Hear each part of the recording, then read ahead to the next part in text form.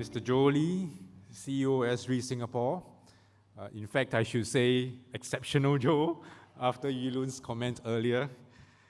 Colleagues and friends from the industry and government agencies, distinguished guests, ladies and gentlemen, a very good morning to all. I'm very happy to join everyone here this morning at the Joe Innovation Singapore 2025. And thanks to Esri Singapore for inviting SCDF here. We are a long-time client of Esri, of course, and I believe many of us are clients of Esri too. The theme of today's event is uniting to build a safer and smarter Singapore. This theme underscores a principle about resilience that all of us in this room would resonate with. Resilience is a shared journey, one that government agencies undertake with industry partners. Together, we can create groundbreaking work that contributes to the safety and security of our country.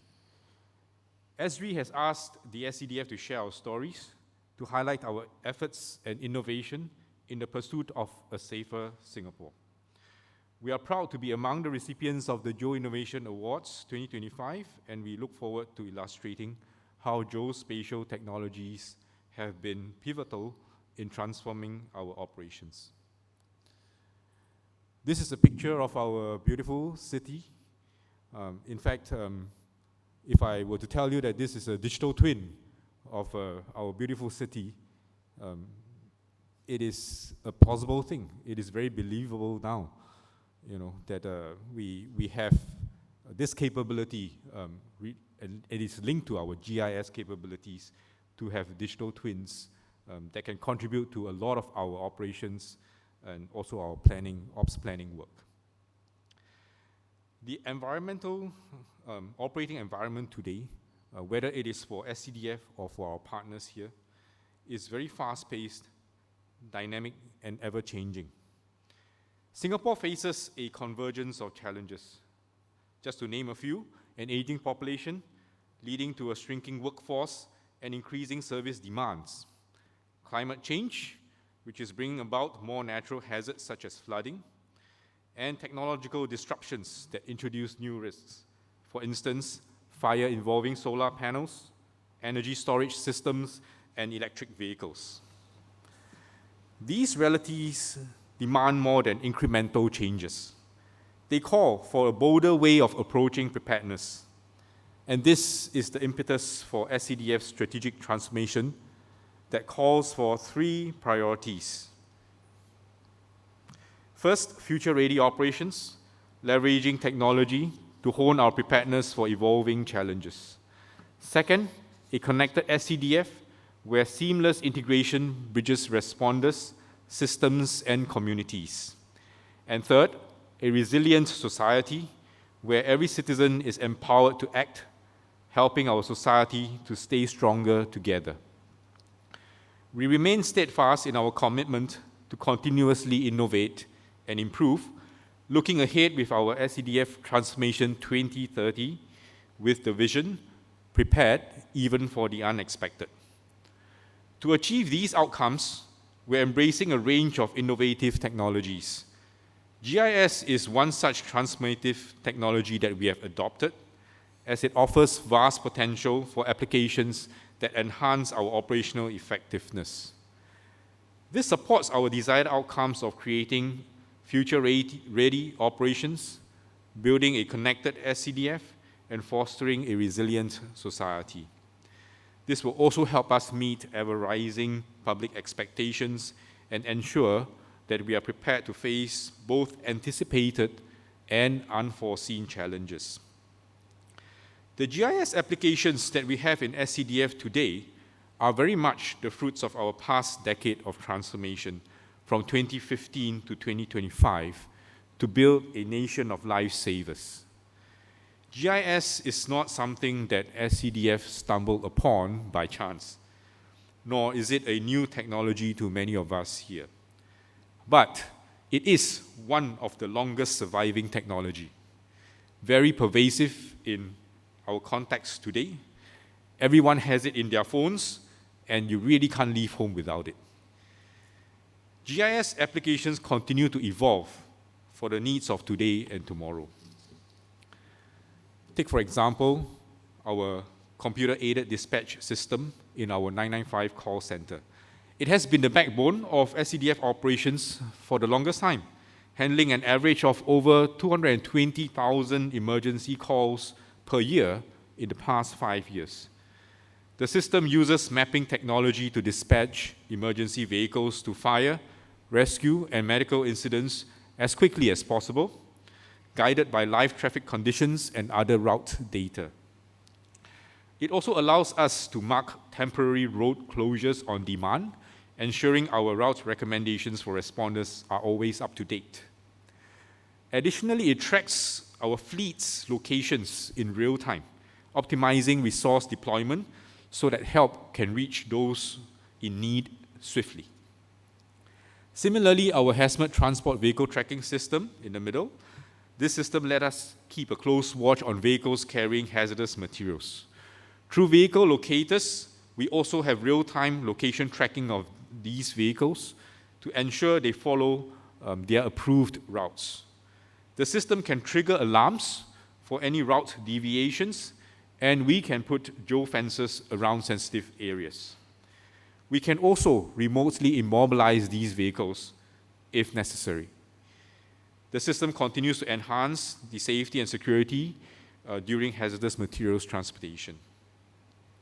With location-based data, we have also implemented the dynamic resource optimization model, which analyzes historical incident data to improve our response. For example, we can identify locations where further improvements can be made with dynamic deployment. And dynamic deployment is an approach to station our teams for a predetermined duration at community centers and hospitals. Recently, we implemented our dynamic deployment pod, which is a mobile office space. And this is possible because of DRO. And DRO can also guide us in selecting the optimal states for future SCDF stations by considering factors such as the time to reach emergencies, the number of dwelling units in an area, and also population demographics. The SCDF MyResponder app is a use of location technology to connect with our community first responders. It alerts nearby members of public to cardiac arrests or minor fires so that they can step in and help where possible. I don't know if you know that you can also call 995 via this app. And when you do so, the app would directly provide our call center with your location, facilitating quicker response. This app gives people from all walks of life a chance to save lives and also to look out for their community. Take a recent story near St. Andrew's Village, for example. A 13-year-old secondary student was studying when she received a MyResponder app notification that someone nearby was suffering from a cardiac arrest. So she sprang into action, calling her schoolmate along for support, and together they rushed to help. Their selfless bravery didn't go unnoticed, of course, with SM Lee commending both girls on his Facebook page for their heartwarming and inspiring actions to help the community. And this is made possible with the MyResponder app. And today, this initiative has grown into a robust network of over 200,000 community-first responders. The vision of a nation of lifesavers didn't stop in 2025. We released the new MyResponder 2.0, and we're now aiming for a long-term goal of 1 million CFRs, and this would be about roughly 20% of our population to join this life-saving effort. And if you're new to the MyResponder app, I invite you to download the app, register as a community-first responder, and join us on this meaningful cause to keep our community safe. And this is my only sales pitch for today.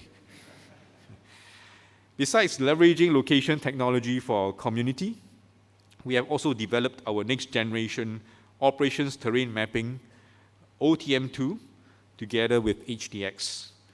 This innovation introduces a new GIS approach in visualizing our terrain and risk data on an interactive map with floor-aware capability, simplifying tasks with features such as drop pins to update the locations of firefighting provisions on each floor. And when we say firefighting provisions, we mean exit staircases, riser outlets, as well as other types of provisions. This would empower stakeholders like building owners to manage risks more effectively while working closely with the SCDF to keep essential data current. We are very thrilled about OTM's potential to boost safety and operational efficiency where it matters most. And this project reflects our commitment to innovation, enabling both our partners and responders to safeguard lives and property with even greater impact. My colleague will be sharing more details on this capability later on. Beyond use cases in SCDF, we have seen GIS technology serving as a common bridge between our systems and those of other organizations for effective joint operations. With operations affecting a large area and requiring multi-agency response, SCDF leverages on incident management systems that could facilitate exchange of operations data, often with locations, between agencies in order to paint a common situational picture for effective joint ops. Our HazMat Incident Management Systems, HIMS2, is one that has the capability to consolidate sensor data from not just SCDF, but also our partner agencies. The plume generation model considers live weather data, such as wind speed, and automatically refines the model with near real-time visualization. With geospatial analytics, affected buildings in various hazard zones could be highlighted, and this information can then be seamlessly exchanged with other incident management systems as shapefile layers between SCDF and our partner agencies. This outcome would greatly help to guide a whole-of-government response and enable effective integrated operations management for SCDF. The Traffic Priority System, TPS, this was announced in 2024 and is another collaboration with HDX and the Land Transport Authority. This system gives SCDF's emergency ambulances priority at certain traffic lights, enables us to reach hospitals more quickly, an average of 100 seconds saved per trip.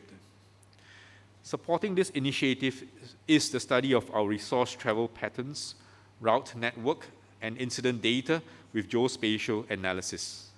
This helps us identify the stretches of roads most frequently used by emergency vehicles and facilitates the prioritization of junctions for TPS implementation. On the international front, the Singapore Civil Defence Force is a key member of the United Nations International Search and Rescue Advisory Group. We call this INSARAG in short. The Information Management Working Group of the INSARAG delivered the GIS-based INSARAG Coordination Management System, or ICMS, to play a vital role in disaster coordination.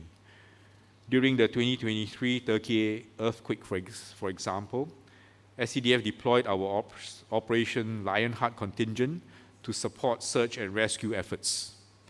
ICMS provided a shared platform for collaboration with global rescue teams, providing real-time updates on teams' base of operations, their work sites, their rescue progress, just to name a few. This enabled efficient coordination in a high-pressure and chaotic environment. And tools like the ICMS highlight how GIS enhances global disaster response, aligning with SCDF's international commitments. Of course, we are not stopping here. The future holds even more exciting possibilities, and we are already exploring them. And one possible future we are exploring is predicting risks and automating responses, and GIS could really be at the heart of this shift. We take a look at unmanned systems. Imagine drones and robots working alongside our teams to keep Singapore safe. Picture GIS-powered drones mapping fire hotspots in real time that could enhance response time, especially for incidents spanning very large areas. In a warehouse blaze, these drones could relay thermal images to commanders, helping to guide firefighters to the seat of fire through safe routes and predicting dangers like flashovers.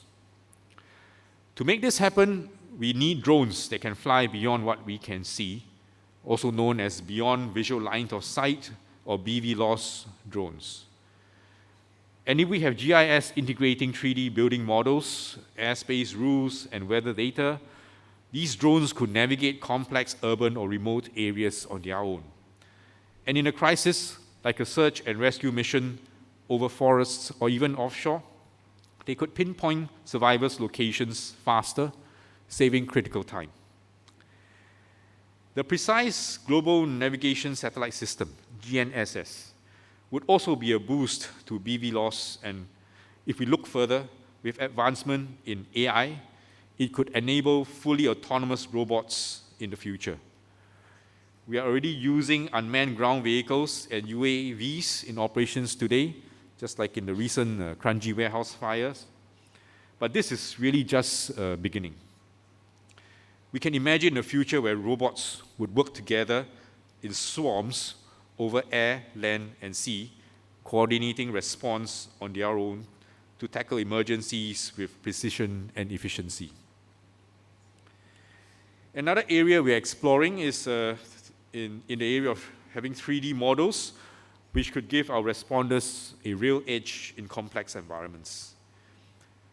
Lightweight, fast-loading models could provide us with real-time building layouts during our rescue operations, and this would pair perfectly with the BVLOS drones for outdoor navigation and even augmented reality for indoor visibility. We also envisage potential use of 3D models for responders to better understand and visualize simulated changes in a building's structural integrity during an incident, and also to pinpoint the fire's locations, its contents, and how the fire could possibly weaken the pillars or the walls within a projected time, and we could predict whether the structure could fail. This insight could guide responders to avoid risky zones and be alerted of potential collapse, enhancing overall spatial awareness, keeping our responders safe throughout the rescue mission.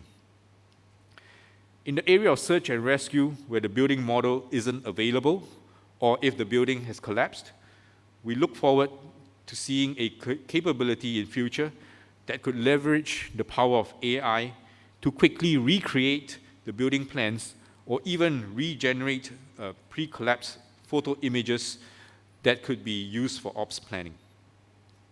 By having such a conversion tool, our responders will always have the assurance that updated floor plans and 3D models can be made available on demand for use in operations. Finally, we are looking at how predictive and visionary technology like AI and AR, augmented reality, could transform how we anticipate and respond to risk events. For example, by analyzing flood data, we could flag vulnerable areas way in advance and take actions, like deploying sandbags or sending alerts before the disaster strikes. This is really about shifting from reactive to anticipatory response to minimize casualties and damages. We are also exploring the use of tech such as UAVs for fire safety enforcement, tapping on computer vision and analytical capabilities to identify potential obstructions in industrial areas, and this can allow us to nudge owners early to keep their spaces hazard-free. And looking ahead, imagine having AR helmets for firefighters with GIS data, like building layouts and risk zones, flashing right onto their visors in real time with 5G or even 6G connectivity in the future. and couple this with precise and accurate Blue Force tracking for indoor navigation, and our teams could move through chaos with confidence. So this is our dream for the future. But to make this future a reality, we really need your help. Industry partners, your innovations in areas like automation, advanced analytics, AI, unmanned systems, these are crucial. For government agencies, your collaboration on data sharing and co-developing solutions will drive us forward. And certainly for community members, your participation, whether through the MyResponder app or emergency preparedness programs, these will also contribute to our efforts to save lives. And together, we can build a safer, smarter, and more resilient Singapore. Safeguarding the lives of our people is a commitment we all share.